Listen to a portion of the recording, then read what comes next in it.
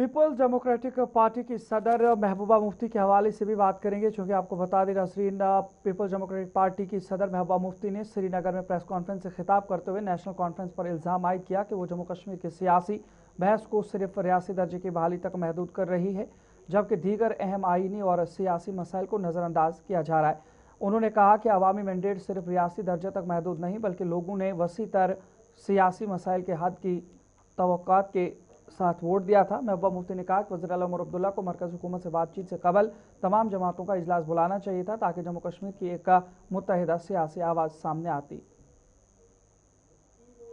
देखिए, मुझे मालूम नहीं है उमर साहब जो है इस वक्त यहाँ के वजीर आला हैं, उनके पास 50 MLA हैं, राज्यसभा में मेंबर पार्लियामेंट है, लोकसभा में है, हुकूमत साजी में है, तो उनका फोकस PDP क्यों रहता है? तो हमारा एक एजेंडा है, हम उस एजेंडे के, मुफ्ती साहब का एक विजन रहा, उसके इर्द गिर्द हम बात करते हैं। तो मुझे अफसोस होता है जिस पार्टी के पास 50 सीटें हों, जिस पार्टी के बानी मरहूम शेख साहब रहे हों, शेख अब्दुल्ला साहब रहे हों, आज वो पार्टी पूरे जम्मू कश्मीर के मसले को, यानी समंदर को वो एक उस कोजे में बंद कर रही है। यानी वो कहना ये चाहते हैं कि जम्मू कश्मीर का मसला सिर्फ स्टेट खुद का है। जम्मू कश्मीर एक हसास रियासत है।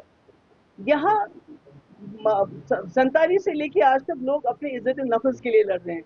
आज जब एक चीफ मिनिस्टर, उसकी सरकार जिसकी इतनी ब्रूट मेजॉरिटी है, जब वो ये कहते हैं कि जम्मू कश्मीर का हर मसला स्टेट हुड से हल हो जाएगा, मुझे लगता है ये लोगों के साथ नाइंसाफी है। तो वही बात मैंने उनसे गुजारिश की थी, मैंने उनको कहा था ऑल पार्टी मीटिंग बुलाइए, उसमें अगर यही फैसला होता कि भाई हमने स्टेट हुड पे दिल्ली जाना है, तो शायद मिलजुल के ये फैसला करते। तो मुझे लगता है जम्मू कश्मीर के लोगों को, उमर साहब को जो मैंडेट मिला है वो खाली स्टेट हुड के लिए नहीं मिला है, वो मुझे लगता है एक बड़े मसले के लिए, बड़े मुश्किलात दूर करने के लिए मिला है। और उस पर हम उमर साहब को बार बार याद दिलाते रहेंगे, वो गुस्सा करते रहेंगे, हम फिर भी उनको याद दिलाते रहेंगे। महबूबा जी, उन्होंने कहा 370 जो है वो वापस नहीं आएगा। जो अभी की सरकार है उससे 370 मांगना एक तो उन्होंने पहले तो उसको अपने मैनिफेस्टो में क्यों रखा, उन्होंने जगह जगह ये तकरीरों में क्यों कहा? मगर मैं आपको बात याद दिलाना चाहती हूँ, जब हमने मुजफ्फराबाद के बोर्ड लगाए, ये वही नेशनल कॉन्फ्रेंस है जिन्होंने 50 साल लोगों को बोला रावलपिंडी आओ, रावलपिंडी जाओ, हम रावलपिंडी रोड खोलेंगे। जब मुफ्ती साहब ने बोर्ड लगवाए, उसके बाद हमारे 2004 में 14 हमारे वर्कर, जिसमें सिक्योरिटी एहलकार भी थे, जो PSO थे, वो शहीद हुए। 2005 में वो मुजफ्फराबाद खुला।